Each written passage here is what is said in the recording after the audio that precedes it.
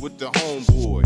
Tipping in the toy, having chips ahoy, cookies, and these rookies still can't see us. A lot of people wanna be us cause we's the OGs. Real east side riders from the hood. And I wish niggas would come at me like it's all good. If y'all could, you probably do the same thing. Rap, slang, dope, pimp, hoes, or gang bang. And it's a goddamn shame, but now the babies is the ones blew down and flamed up, sagging with their neighborhood flag inside their pockets. Think they ain't to even spray paint the sprockets on they bike. Yelling what that east side like. Getting high in the bleachers while the teachers on strike. Books collect dust on they shelf. Parents either dead or gone, so they raise they self. Hey everybody, it's Donovan Saadiq, the Donovan Saadiq Show. Hey, I've got a lot of questions in regards to the posts of the anti-Asian hate that is going around. A lot of people, well, not a lot of people, but some people think that my narrative that it's not true, and it is black people actually, you know, attacking Asians, though they have no proof and can provide no proof of black people murdering 6 out of 8 people in a salon, a massage parlor in, you know, Atlanta, and all these people that are being caught that look like Caucasian white men to me, but they're saying that this stuff is going on. Are there incidences of black people and white people fighting? Yes. There's incidences of Hispanics and blacks fighting? Yes. Incidents of whites and blacks fighting? Yes. I mean, it happens, but is it race-based? No. Black people, again, have no reason to do that. Asian businesses are predominantly in black communities. That would be stupid for us to, or black people in general, to attack Asians when, if it wasn't for black people, a lot of Asians wouldn't be here right now. We opened the door for all these other groups to come into the country. But somebody asked me about, you know, what do I think is the reason that there is tension? And don't get me wrong, there is tension within any group. You know, you have Asian people that predominantly Asian, Arab, whatever group comes into the black community, they set up shops that we can't set up in our community. You don't see Asians in the Asian community and there's a black shop there. They won't patronize that shop. That's just a fact. If I set up a rib shop or something black owned in the Asian community, they won't patronize it because of group economics. And they're not supposed to patronize it. So I don't take that away at all. We're just saying, is there tension in any group? Yes, always going to be tension in any group. But we have to admit the fact that a white president, racist president, Donald Trump, I mean, it's amazing to me how some of my friends want to shit on black people and blame everything on black when a white racist president blamed the COVID thing on people from China, which thus here we are. I mean, the proof is in the pudding. Black people are not in a position of power to have any type of influence. White supremacy is the moniker of what this country is based on. So I'm not going to go into that because I don't want to go too far, but I want you guys to check out this video real quick. It's just a quick video. How many of you guys remember the story of Latasha Harlins? It's a story of a young girl that was killed in South Central Los Angeles by a Korean lady in a convenience store or whatever. And it happened just before the Rodney King verdicts came down, and it was just really messed up. A Korean lady never did any time. The girl was killed in cold blood. This lady never served any time. She got 5 years probation. It was just a big mess.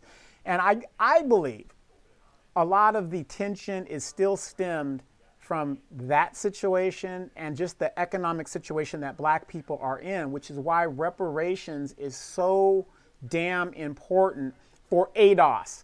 Just because you got black skin does not mean you're going to get a check. If you are not a descendant of slaves in the United States, you will not get a reparations check, and you shouldn't get a reparations check. Just as if I was living in the Congo and the Belgians were going to pay reparations, how the hell would I get a check if my lineage is from the United States? That's the kind of stuff we're talking about. I want you guys to check out this video. I think this is a little bit of a history of it, where a lot of the schism happened.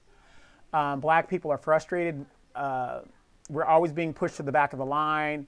We're always, you know, I mean, if I was in Korea, let's just say, I'm just saying, and this is what I love about these other countries. They protect their jobs for their people. I'm not mad at that. I am not mad at that at all.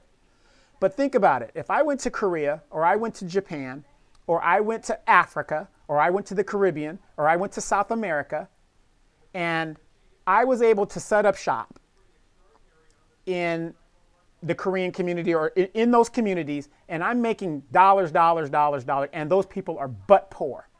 They're constantly poor. Wouldn't you think some animosity and tension would not happen? That's human nature.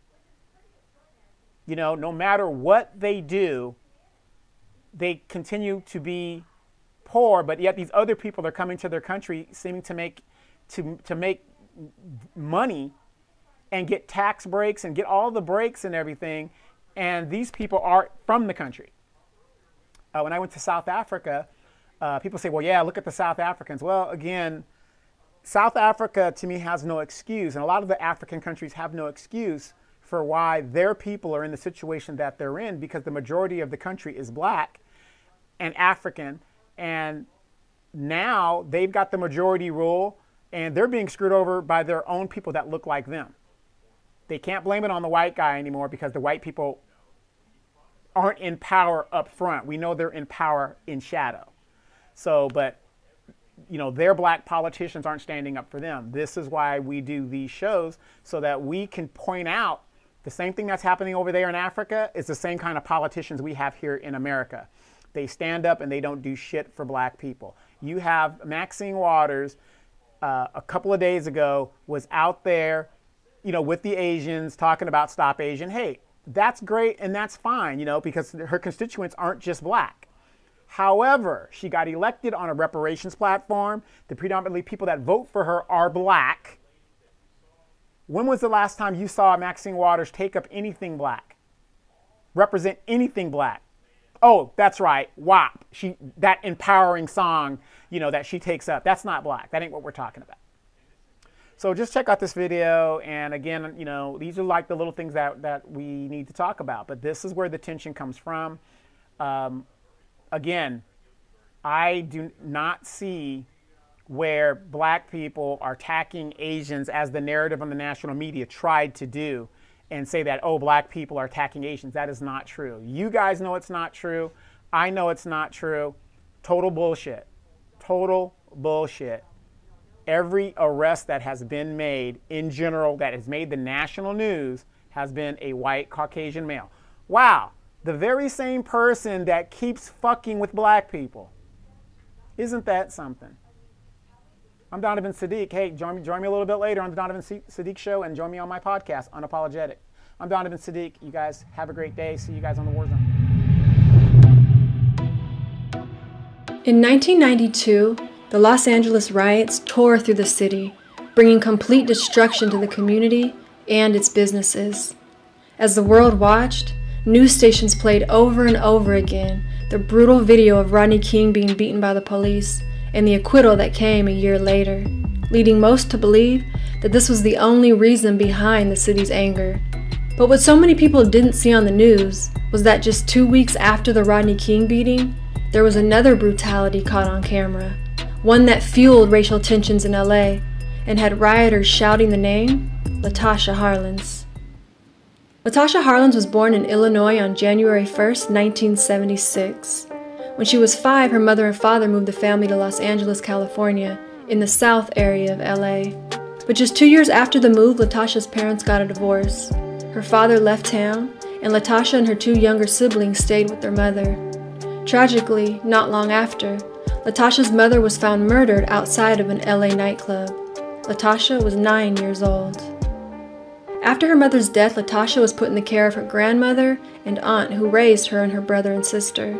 As a kid, LaTosha was described as being fun and full of energy. She was an honor roll student and had dreams of becoming a lawyer.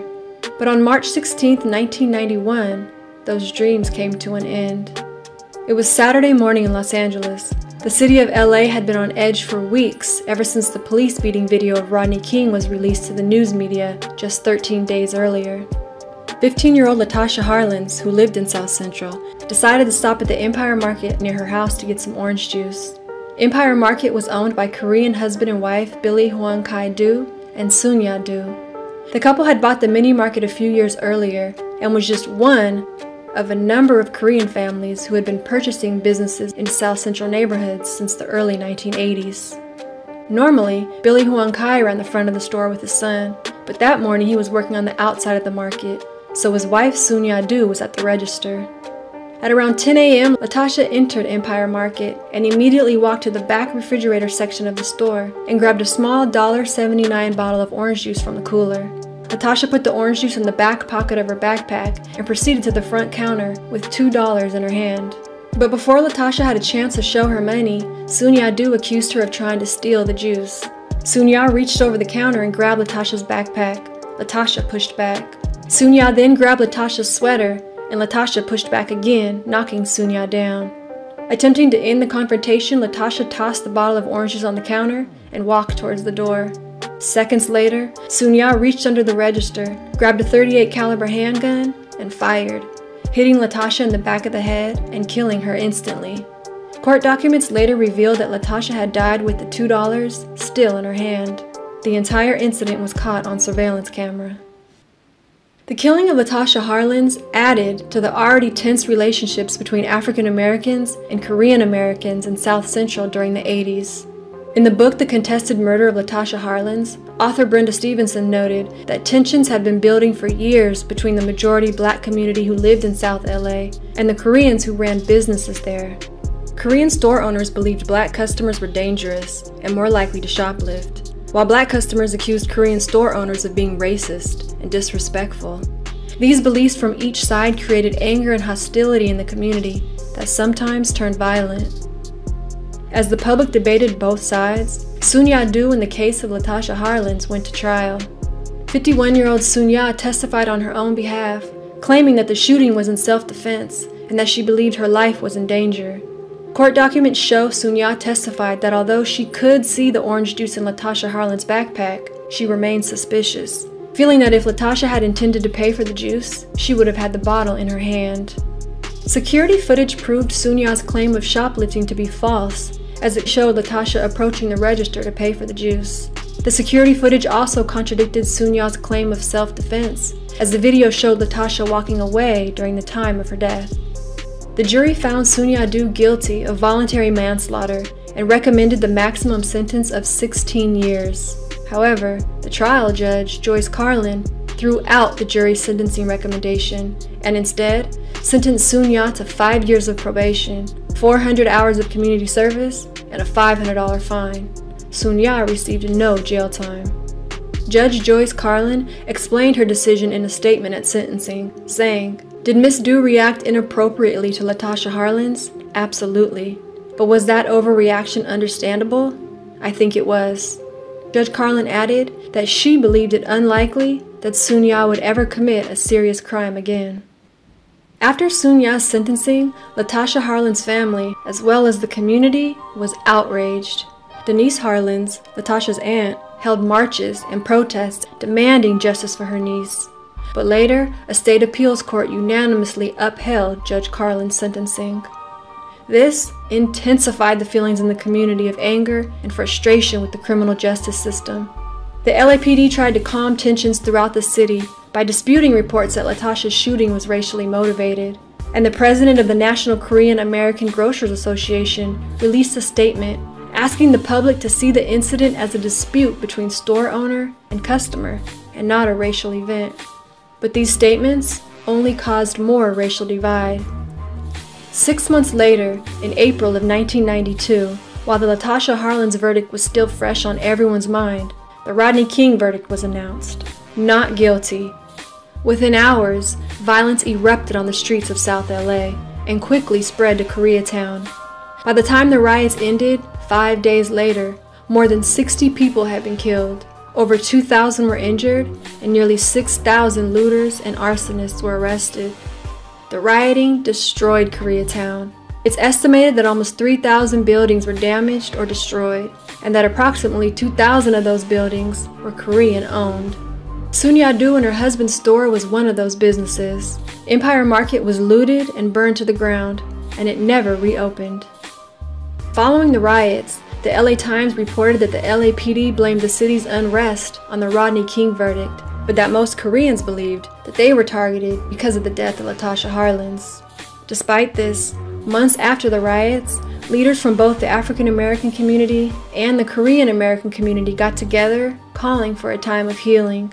And over 30,000 demonstrators gathered in the same spot the riots took place, marching for racial solidarity.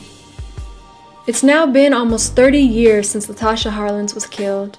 Her story has inspired numerous books, movies, documentaries, and songs, with the most notable being Tupac's song, Thug's Mansion.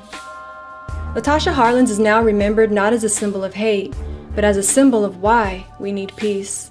And to this day, Latasha's family still holds a vigil every year in her memory, bringing awareness to what racial divide can cause, if not addressed.